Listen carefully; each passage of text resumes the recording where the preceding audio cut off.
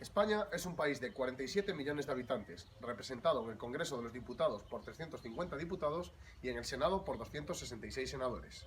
En el día de hoy, Germán Teruel Lozano vendrá a hablarnos un poco del funcionamiento de las instituciones como el Congreso y el Senado en España.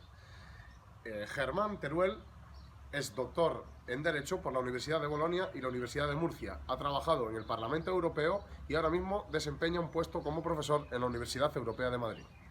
Vamos a ello. Buenos días, Germán. Muchas gracias por estar aquí, por poder atendernos en este mini reportaje que vamos a hacer sobre cómo funciona el Congreso y el Senado en España. Muchas gracias, es un placer siempre atenderos.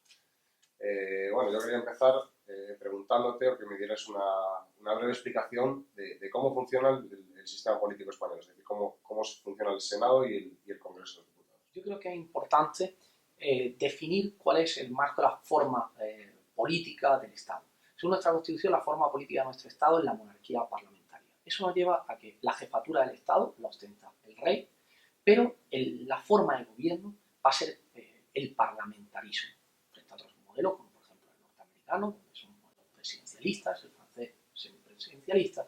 El modelo español es el modelo parlamentario, el que tiene, por ejemplo, Alemania, es el que tiene, por ejemplo, Italia, o es el que tenemos nosotros. ¿Qué quiere decir eso? Quiere decir que el Parlamento va a ser la institución central del sistema político. El Parlamento es donde reside la representación del pueblo, la representación de los ciudadanos. Va a ser precisamente a través de las elecciones generales. Prontamente vamos a tener una nueva edición de unas elecciones generales tras una corta legislatura, muy breve legislatura, como consecuencia de la disolución, al no haber sido capaces de investir al nuevo presidente.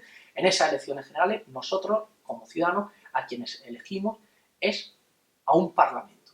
Y ese parlamento tiene precisamente como primera misión elegir a un presidente del gobierno y que se pueda formar un gobierno. ¿Cuál es la herramienta de control que se puede ejercer sobre un gobierno que tiene mayoría absoluta dentro del Parlamento de los Diputados? Señalas uno de los puntos clave de nuestro parlamentarismo hoy día que necesita y donde se está trabajando en su revisión. ¿Por qué? Porque si el control del gobierno se deja depender de las mayorías parlamentarias y existe un gobierno que tiene mayoría absoluta, al final el Parlamento no puede ejercer o no ejerce esa función del gobierno. Nuestro modelo es, por tanto, un modelo bicameral, pero también es un modelo asimétrico y es un modelo desigual o descompensado. ¿Qué quiero decir? En cuanto a bicameral, lo acabo de señalar, tiene dos cámaras, Congreso y Senado. Nuestra tradición histórica en España, todas las constituciones, salvo la del 1812 y la del 1931, optaron por un modelo de dos cámaras, que es el que hoy día mantenemos. Por asimétrico, ¿qué quiere decir o qué quiere significar? Quiere significar que cada una de las cámaras va a tener competencias distintas. En algunos casos competencias compartidas, pero que no son necesariamente las mismas. En otros casos, cada cámara tiene unas competencias que son exclusivas. Es decir, Congreso y Senado no tienen las mismas competencias. Es un modelo desigual o descompensado. Quiere decir que el Congreso tiene un mayor peso político, tiene unas mayores competencias que el Senado. Y eso se ve en la regulación tanto constitucional como en el desarrollo legislativo y a través de los reglamentos de las mismas. Por ejemplo, a la hora de la potestad legislativa, ambas cámaras, Congreso y Senado, participan de la potestad legislativa. Pero el Congreso puede, en el caso de que el Senado vete una ley, puede levantar ese veto. Y al final se impondrá la voluntad o el criterio del Congreso frente al Senado. Como planteabas antes, el tema del Senado pues, es un debate muy abierto todavía y a día de hoy en la sociedad española. Si las funciones habría que cambiarlas, si habría que limitarlas, si habría que darle más funciones, si habría incluso que suprimirlo. Pero para llevar esto a cabo sería necesario plantear una reforma de la Constitución, que es un tema pues, que parece que es un poquito tabú, ¿no?, en la sociedad española, modificar la Constitución.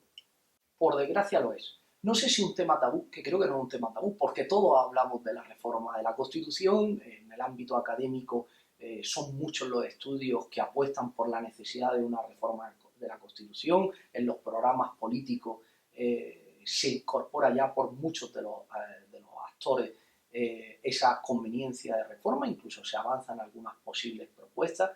El problema es que la clase política, cuando le toca sentarse a la mesa y ser capaz de llegar a los acuerdos constitucionales para sentar cuál es nuestro marco de convivencia, pues se muestra incapaz, como se ha mostrado incapaz de elegir un gobierno, es decir, de concordar un gobierno que fuera fruto de un consenso, de un pacto entre diversas fuerzas políticas.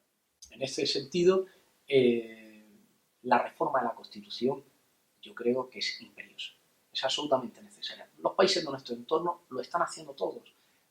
Francia ha reformado su Estado regional, Alemania desde el año 2000 viene reformando su Constitución, en Italia se encuentran inmersos en un pleno debate de reforma constitucional pendiente de un futuro referéndum y nosotros no estamos